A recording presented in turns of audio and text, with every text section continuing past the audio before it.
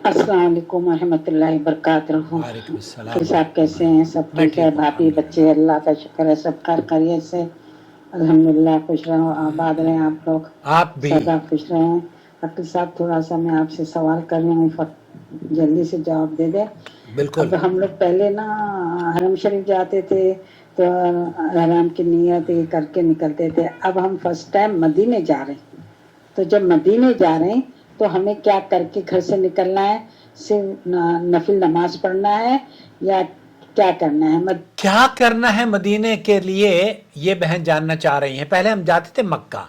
मक्का अगर आप जाती हैं और उम्रे की गरज से जाती हैं, दो वजूहात होती हैं मक्का में दाखिले की। एक तो ये कि आप उम्रे की गरज से जा रही हैं, या फिर बैतुल्लाह में तवाफ की गरज से जा रही हैं।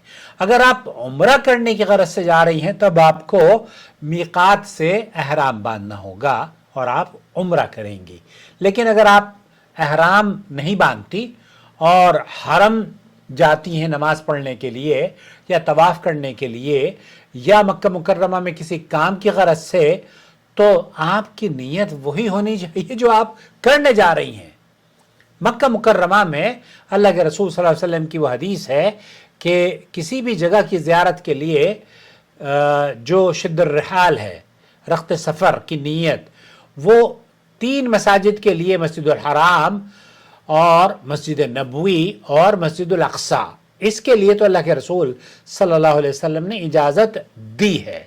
अब जब आप हरम जाती हैं तो हरम के लिए तो एहराम पहनती हैं, उम्रा अगर कर रही हैं। अगर उम्रा नहीं कर रही तो आप जा सकती हैं वैसे ही बगैर एहराम के। नंबर 2, मस्जिद नबवी की ज़ियारत के लिए आपको कोई नीयत करने की, सिर्फ यही नीयत करने की ज़रूरत है कि आप मस्जिद नबवी के लिए रख्त सफ़र बांध रही हैं और वहाँ जाकर आप मस्जिद नबवी में नमाजें अदा करेंगी, क्योंकि वहाँ आपको नमाज पढ़ने का 1000 नमाजों का अजर मिलता है। तो ये जो हदीस है उसकी रूह से आपको मस्जिद हराम मक्कतुल मुकर्रमा में 1,00,000 नमाज पढ़ने का सवाब है, वहाँ 1000 रकात या 1000 नमाज पर फजीलत होती है हर नमाज की मस्जिद नबवी में। तो आपकी नीयत ये होनी चाहिए कि हम मस्जिद नबवी के अंदर नमाज पढ़ने की गरज से जा रहे हैं। जो लोग ये करते हैं कि जनाब 2 रकात पढ़ें और हम कब्र रसूल की ज़ियारत के लिए निकल रहे हैं, तो कब्र रसूल की ज़ियारत के लिए अहल इल्म का सही कौल ये है कि ये मशरू अमल नहीं है कि आप उसकी नीयत करके निकलें। जब आप मस्जिद नबवी में दाखिल हो गए हैं तब आप अगर कब्र रसूल वहाँ पर जाते हैं और दुरूद शरीफ पढ़ते हैं और अबू बकर और उमर की कब्र की ज़ियारत करते हैं या मस्जिद बकी में जाते हैं या जो शुहदा है उन शुहदा की कब्रों के कब्रिस्तान पर जाकर ज़ियारत करते हैं, तो वहाँ जो दुआएं मसनून हैं वो आप कर सकते हैं, मांग सकते हैं। लेकिन क्या मस्जिद नबवी के लिए, मदीना मुनव्वरा के लिए कोई ख़ास नीयत है सफ़र की? ऐसा हरगिज़ नहीं है। मस्जिद नबवी के लिए आपको ये रख्त सफ़र करना चाहिए कि मैं वहाँ 2 रकात या जितने भी अल्लाह ताला ने आपको तौफीक बख्शी है उतनी रकातें मैं पढ़ूँगी।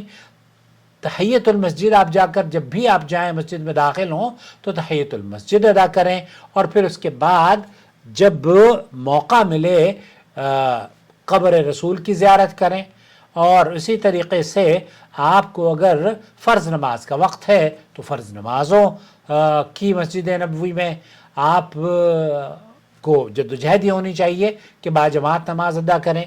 लेकिन ये कि हम नहा कर और गुस्ल करके और नीयत हमारी क्या होगी, तो वहाँ मस्जिद नबवी या मदीना मुनव्वरा की कोई ख़ास नीयत नहीं है सिवाय इसके कि आप ये रखें अपने जहन में कि मुझे अल्लाह के रसूल सल्लल्लाहु अलैहि वसल्लम की हदीस के मुताबिक मस्जिद नबवी में नमाज अदा करनी है। और वो मदीनतुल मुनव्वरा जिस मदीने में अल्लाह के रसूल सल्लल्लाहु अलैहि वसल्लम दफन हैं, जब आप मस्जिद नबवी में दाखिल हो जाएं, मदीने में तशरीफ़ ले जाएं, उस वक्त आप قبرستان کی زیارت کریں، قبر رسول کی بھی زیارت کریں، بقی کی بھی زیارت کریں، وہاں پر بھی جو مسنون دعائیں ہیں وہ پڑھیں، اور اپنی اعمال کو، نیک اعمال کو اس لیے ادا کریں کہ اللہ رب العالمین آپ کو جنت عطا فرمائے۔